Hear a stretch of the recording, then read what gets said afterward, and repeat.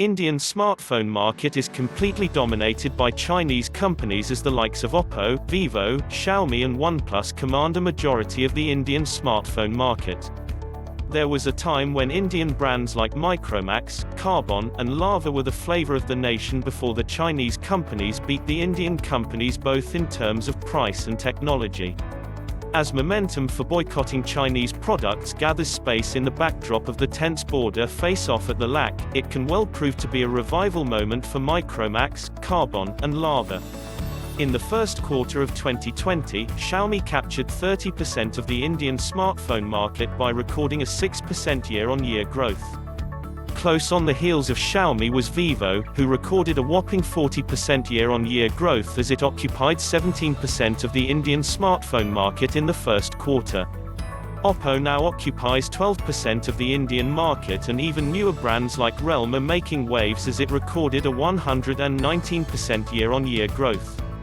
OnePlus has managed to capture the imagination of Indian youth and now commands a whopping 33% market share of the premium segment, beating the likes of tech giants Apple and Samsung.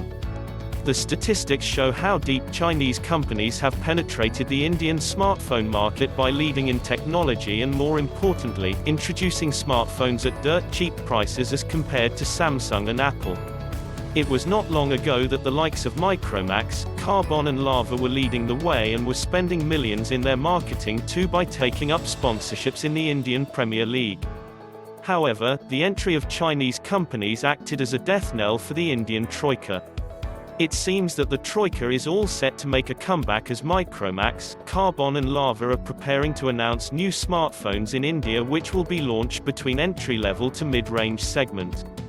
Micromax has gotten increasingly active on Twitter and has asked its fans to gear up as the company is all set to make a return in the Indian smartphone market so as to cash in on the rising anti-China sentiment in the country.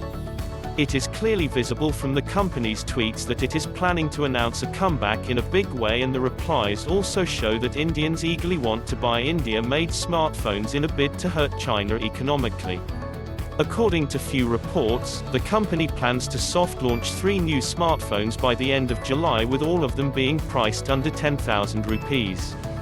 Meanwhile, Karbonn Mobiles is slated to launch 2 new smartphones by the end of September, with both of them being priced under 10,000 rupees, and the company is working on a clean and robust UI which is the hallmark of the Chinese companies. The upcoming Lava Z66 has already been spotted on Geekbench, which signals an imminent release. In a significant development, after the central government's policy announcements, Lava has also announced that it will be shifting its China operations to India and will invest 800 crore rupees in the next 5 years to scale up its operations in India. We had around 600 to 650 employees in China for product design. Now we have shifted designing to India. Our sales requirements for India were met by our local plant. We used to partially export mobile phones from China to the rest of the world, which will now happen from India, said Chairman and Managing Director of Lava International, Hari Om Rai. He further added, "My dream is to export mobile devices to China. Indian companies are already exporting mobile chargers to China. The production-linked incentive scheme has ended our disability factor vis-a-vis export from China. Therefore entire operations will now be carried from India."